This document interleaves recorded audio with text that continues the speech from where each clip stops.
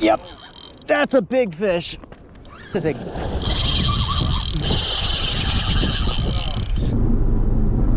What's up, guys?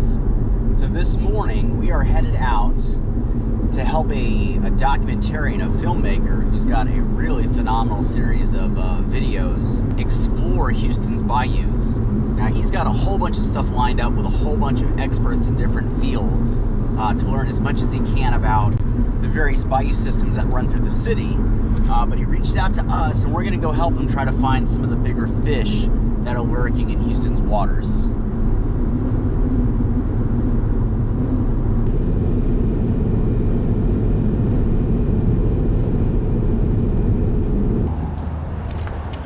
Yeah, how's it going? Pleasure to meet you, sir. You too. I've seen a lot of your videos. Thank you. Some star shock right now. Well, hey, I checked out your stuff, man. I'm really impressed. Well, like, really good stuff. I appreciate it. So, as happens with fishing, this cold front rushing through is really bad for us. Okay. I'm pretty confident we can still get the net stuff to work because the fish aren't like leaving. They're just gonna hunker down, and that actually might work better for us. Okay. As far as the bigger predatory fish go, the pressure change in the atmosphere, like it like compresses their swim bladder and it makes them uncomfortable, and a lot of the times they'll stop eating for a day or two. Really? Yeah, so catfish more so with gar. Okay. I think we can probably still get a gar because the water isn't as cold as the area, and they're not quite as affected like that. Right. So I'm a little nervous, but I think we can make stuff work. Fun either way. I'm down to have a good time. Yeah, I have a cast net. I am so bad at it. I get so frustrated. You know what I have found? If you look at the top 10 highest performing videos on my channel, like 8 of them are cast net videos. And there's a couple of reasons for that I've identified, but one of them is that I throw it wrong on purpose. So the way I do it, I learned this way just by not really knowing a whole lot, but I got pretty good at it. And then when I posted like the first couple of castnet videos, like 200 of the 400 comments are people complaining about the way I throw it. And I was like, you know what? The algorithm doesn't know you're upset. It just knows you're here.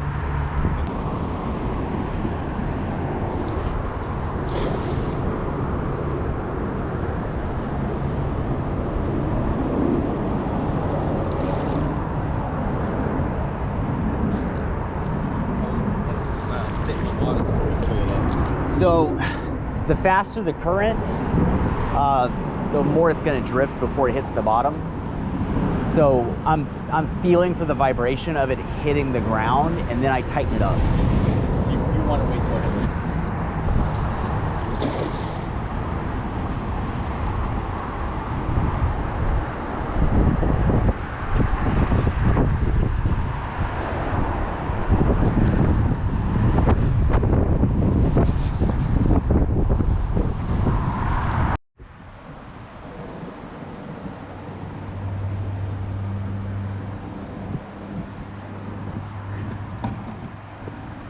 So that snag right there, that is probably a pile of like shopping carts. So if you like throw your net into that, it's done. Yeah. So that's what I got to be careful about. However, it's a double-edged sword because that's structure that those fish are hiding. Yeah, it's tempting. How do you get around that? Risk it or?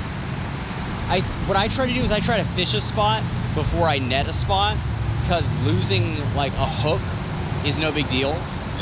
So I will find all the snags by fishing, and then once I know what the underwater like topography looks like, then I'll go net it. Okay, no luck in our normal cast net spot. This weather is really doing a number on us. Plus the rain recently rose the water and it's cold. So a bit of a challenge. So we're heading to spot number 2 now, trying to get some cast net footage, and then also in the process get some bait to catch some bigger predators. So spot number 2, here we come. Yep. There we go. Oh yeah, that's a grass carp. So these guys, they're actually in the same family as like the common carp, like koi, like you'd see in a koi pond. Some minor differences, but these are a really cool fish. And these are introduced originally in Texas as a way to like keep retention ponds clean, because they eat mostly algae and other plants. So they were introduced to keep them clean, and then of course, you know, floods happen, systems fail, and they get loose. And because there's not a lot of natural predators for them in these environments, and because they grow to enormous sizes, they are virtually unstoppable. This is a tiny one. These can get well into the 40s, and some people even catch them well over 50 pounds. My personal best is a 35-pound carp. So one of these guys about that long and about that big around. That is what this guy could grow into someday. Really, really cool animal. Yeah, this is a good bait. In fact, I'm gonna suggest that we take this, because that's an alligator gar bait, that's an alligator gar bait, and then that guy's at least 2 baits. I can catch a good fish off of this.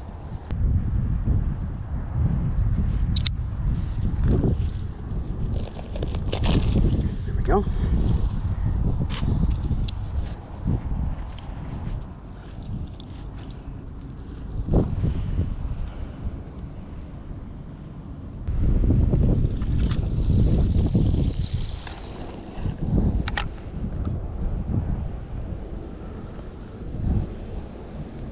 Of course, there's a really good chance, even though the air pressure changed, there is a really good chance a big blue catfish will grab this too. Really?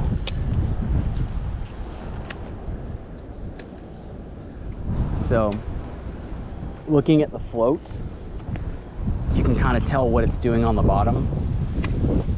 When the narrow end of that float is pointing downstream, it generally means the bait is drifting and it's dragging the float. When you see it, that's the wind doing that. When you see the float turn around, where the thick end of the float's going downstream, that means the current is dragging the float first and the bait is following. Ideal scenario, that thing will stop moving and sit in one spot. Right.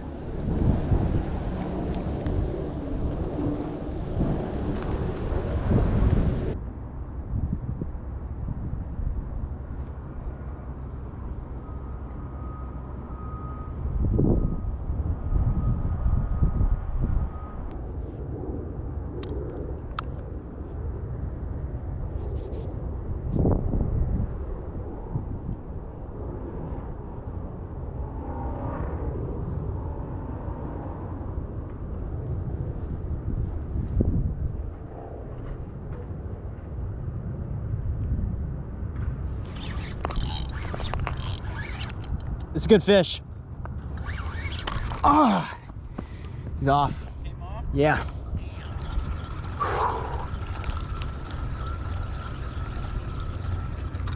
Looked pretty good. So, definitely an alligator gar. I'm gonna keep my voice down. There's still a good chance we can hook the same one. So that's a... So, like, look at the tip of that hook. And you just bent it right in. Wow, are you kidding me? See how it's Yeah. curving down? Yeah. Wow. I should have given him a little bit more time. Technique of... So, I'm trying to watch what you're doing, but I don't know. right. So, their mouth is like... Try to... Put a new hook on. Their mouth is long. It's like an alligator. It's long, and if each of my arms are the edges of their mouth, they're also like this amazingly strong form of bone. There's a pouch in the throat here, and then what probably just happened is that fish probably still had the bait near the end of his mouth, and that hook point dug into that bone but didn't penetrate. So it was there for a moment and then came off. And I should have given him a bit more time to put that bait right about here. Yeah. But How would that's you even know that? Like, how would you know it's ready, you know? movement, the way the fish moves. Typically, a fish will move off confidently, and then there will be a pause, and that is when you'll, if you can feel it, like this thick mono right here is just for the concrete, but I'm using braid. You can feel it. You'll feel them like chewing on it, and that's them readjusting, and then they'll start off again. And once they do their second run after that pause, it's usually time to set the hook, especially if they change directions. Yeah.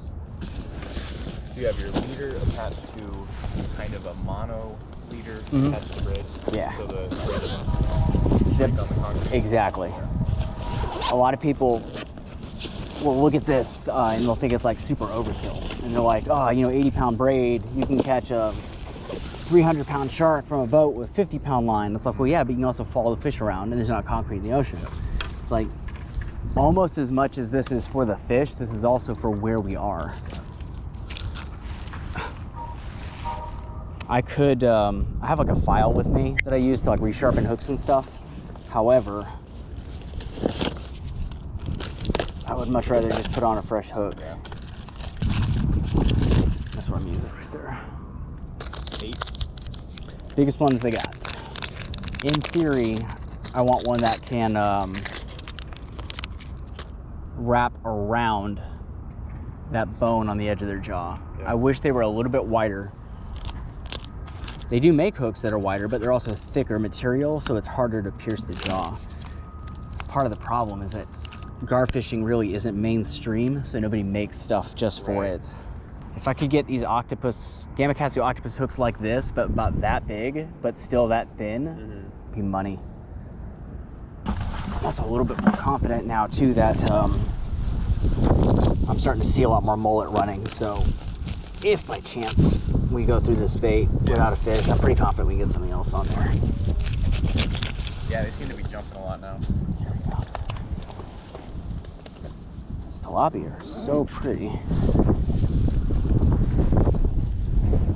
Another trick, when I do this, just force perspective the whole thing, so hold the bait like way closer, make it look way bigger than it really is.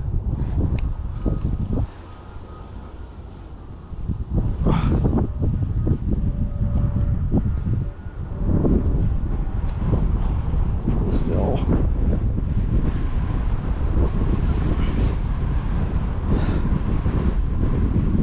I swear it's like the wind knows. The wind knows when I'm gonna pick this up. Oh, that's a good one. There you go. His eye is perfect. Okay. Back to it. Where do I think that fish ended up? Drag a little bit. There we go.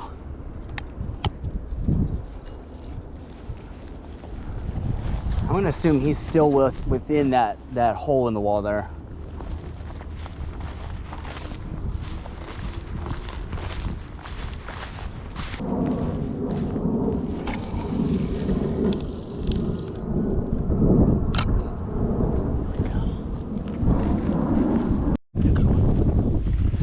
All right, guys, finally, we got a good run again. I missed a huge fish, just being a moron and not letting it run. And now we've got a fast run on. I really want him to get a good fish on camera. I'm gonna let this one take its time.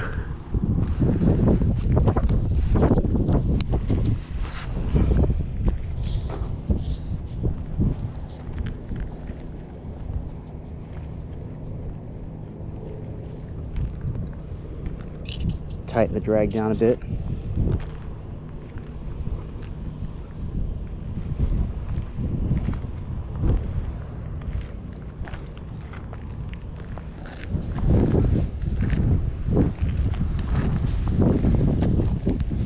See what it does from here.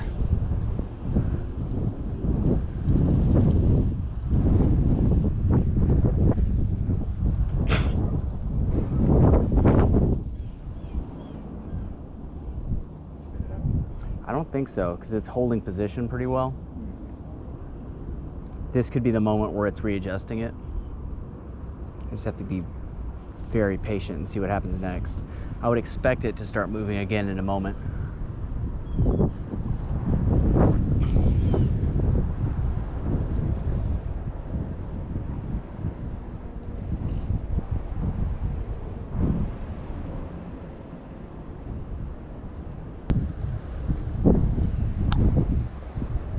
Still got it, still got it. Okay, still in his mouth. Here we go.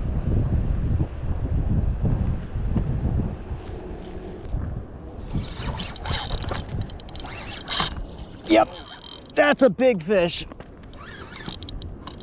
All right, we're on. All right, so now the goal, keep him hooked and work him back to that staircase where the rope is. Oh.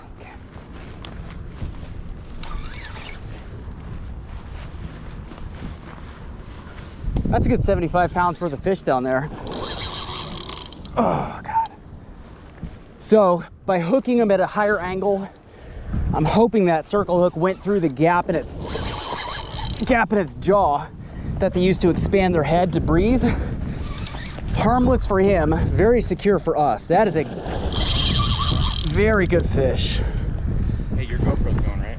Yeah, oh yeah. I want to make sure.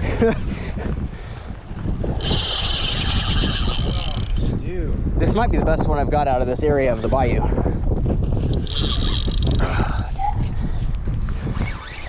Just side-step walk. Here he goes again. So once we get back here, I'm gonna get this on my tripod so I can help you as much as I can. It's a big fish. Oh, goodness gracious.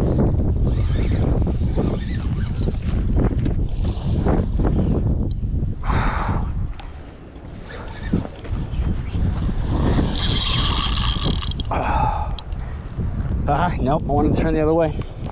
Turn the other way. Lord, man. It's a good fish. That's a monster. Okay, see, this is what I don't want him to do. There, okay, cool.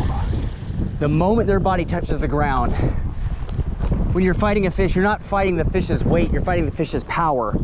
And that's what allows the hook to stay set. The moment it turns into you versus their weight on dry land, the hook will go. So I don't want him to touch the bank.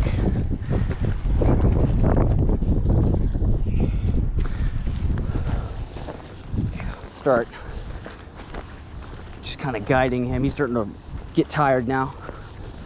Oh, goodness.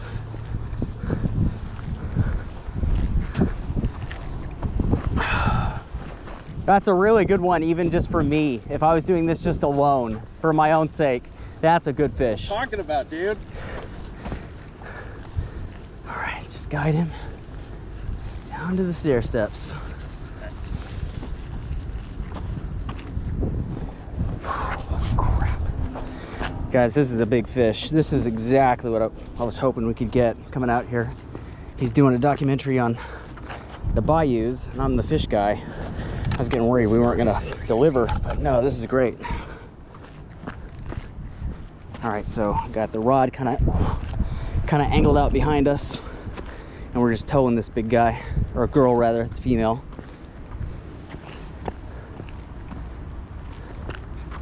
All right, danger zone. Walking on this with a big fish like this on its own is kind of dangerous, but with this knee brace on, I can literally feel my knee shifting and popping as I try to do this. So hopefully our leg holds together. Here he comes.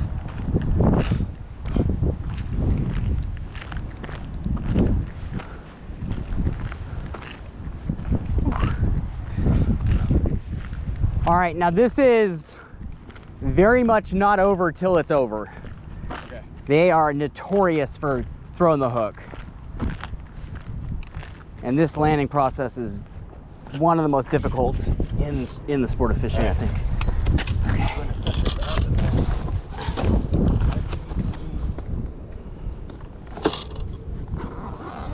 Okay. All right. Let's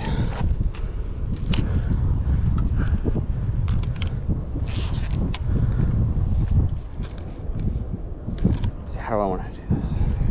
Go this way.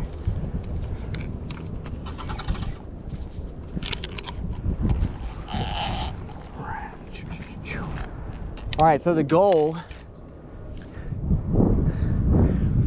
is to get this behind his pectoral fins. Not his gills, but his pecs.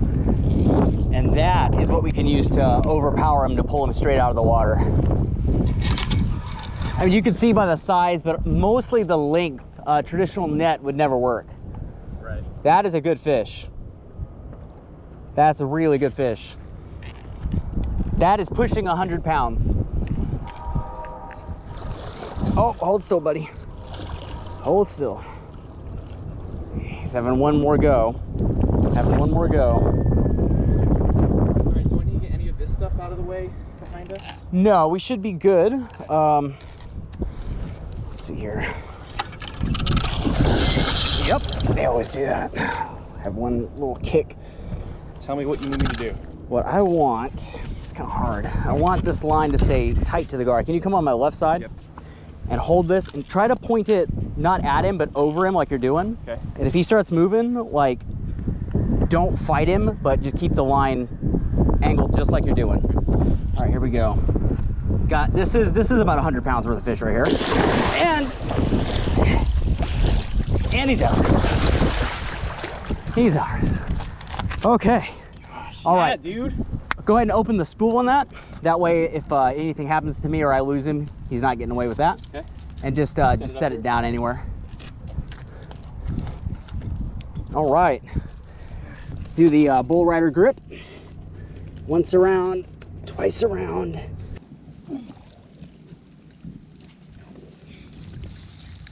Ah, good. And over the other leg. Over the other leg. That is a gorgeous Houston, Texas alligator gar. Ah, good. And over the other leg. Over the other leg. That is a gorgeous Houston, Texas alligator gar from a natural bayou that appears to be given a heavy hand from man to be concreted up like this. But these fish are just absolutely incredible. This fish is easily 25, 30 years old. It's pushing 6 feet. I'm saying this fish is probably 75 pounds at least. Definitely a female. Incredible animal. And if you get a close look at those teeth, watch your feet. If you step on that wet spot, you're going in.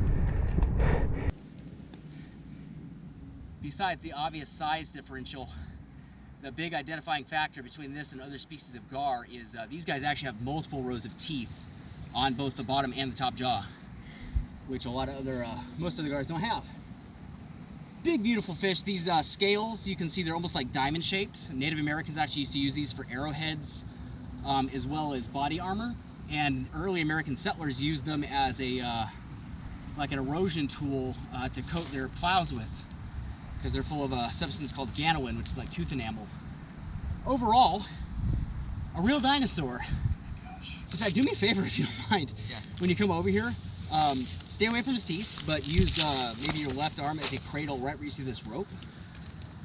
Can you Explain do that? that to me a little more. So like, just slide your left arm underneath him, like you're carrying a baby. Underneath his jaw? He's not gonna snip me, is he? If you're close enough to me and you get that arm under there, yeah, like lift, just help me lift him so you get him on camera. Yeah, right there. There you go. All right. Woo! This is Peyton. He's a fishing expert. We were out here all day. He did all the work and caught this monster, proving that these bayous are absolutely insane and they're full of crazy amounts of species of fish, and They're really heavy. they're really heavy. So we're gonna get back in the water. All right. Worst thing you can do is just let them go. Really? So they're exhausted, and it's not too different than us. See that right there, that air going through his gills? That's great. Not too different than us being exhausted in the water. Fish can drown. It's not water going into their gills, but a lack of oxygen as they fail to swim through the water. And there we go. We don't want it to die, so we're gonna give it time to recover. There we go.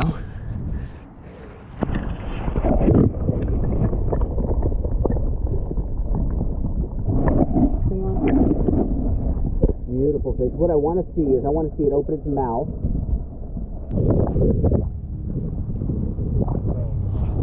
How much do you think that weighs? Oh, about 75, maybe 80 pounds. Now, no matter what I said, there's going to be people who will be like, oh, it's not that heavy.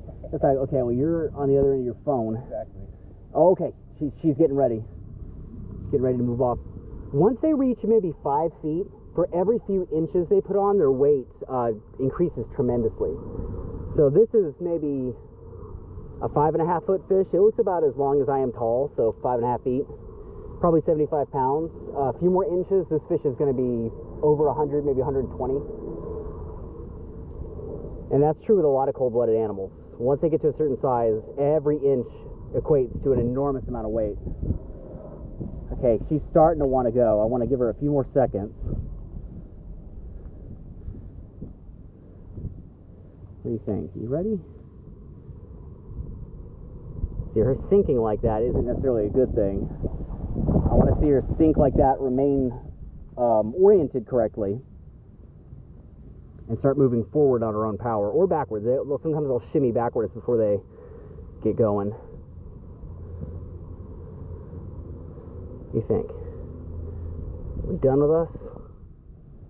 Done. There she goes. Yes! Good lordy. Yes, sir. Woo! Mastermind. So, man, that's a good one. That's the best one I've caught out of this stretch right here. And the coolest thing to me is that fish is probably 5.5 feet, 75 pounds, and they have been reliably recorded to be up to 300 pounds, 8.5 feet long. And that's just when we started taking measurements, which was far too late to capture them in their heyday. That was well after we already did our best to wipe them out in the early 20th century. So you can only imagine how big they once might have gotten. You hear stories about 9-footers, 10-footers.